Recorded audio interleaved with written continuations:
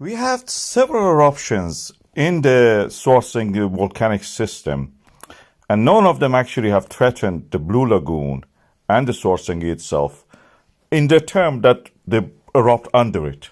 Blue Lagoon is a world-famous first-class spa, hotel, restaurant complex, and it accepts guests from all around the world. Anybody who goes to Iceland definitely visits Blue Lagoon. So important also in that sense. When we have the magma accumulating under the Svartsengi, always we see that after a while it drains in another location as an eruption.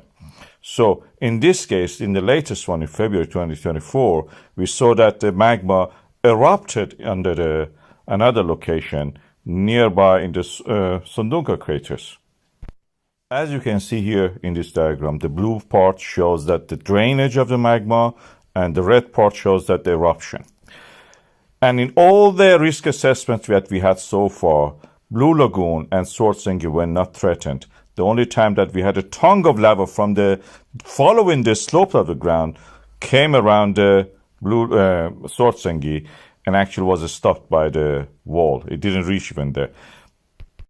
And there is a theory to actually explain this, why Blue Lagoon and Svartsengi themselves are not a victim of eruption from within that area.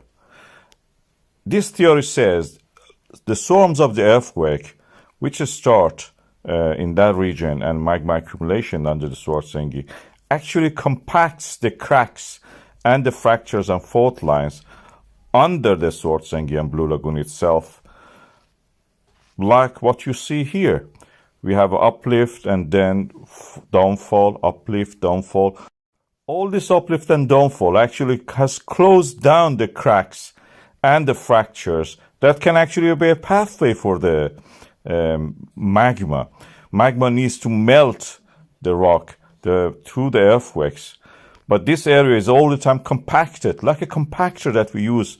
The earthquakes and storms of an earthquake act like a vibration plate of a compactor, practically closing the fractures, fault lines, everything that when the magma wants to rise to the surface, stops the movement of the magma upward under the Svartsengi itself. But because the area around it has active fault lines, the ones that are open in the mid-oceanic ridge, they are not compacted and they are a pathway for the magma to rise to the surface.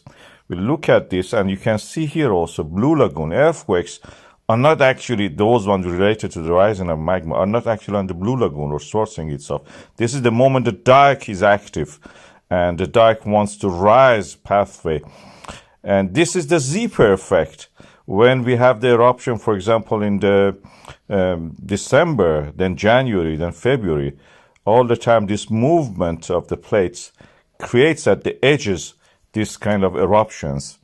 The crest of these fault lines you see here between those eruption points is actually safe because there is nothing there there is no pathway for the magma. The magma rises through the veins, through the cracks, upward and erupts, but not through the crest. That's the compacted part. This is again in this model you see that under Svartsengi and Blue Lagoon we have the laccolith forming. It's compacted, it cannot rise from there, so horizontally it moves and find a pathway through the fault lines and erupt. This is the pattern we have seen through the uplift data that we have from the GPS data. All the time we have seen this pattern. Magma rises under the Blue Lagoon and Svartsengi, then flows sideways and then erupts either in this system, Svartsengi, or maybe next time somewhere else, like Eldorf volcanic system, or like the one that we have, Vegadesviel volcanic system, but not under Svartsengi and Blue Lagoon itself. That explains why there is no eruption in the Blue Lagoon.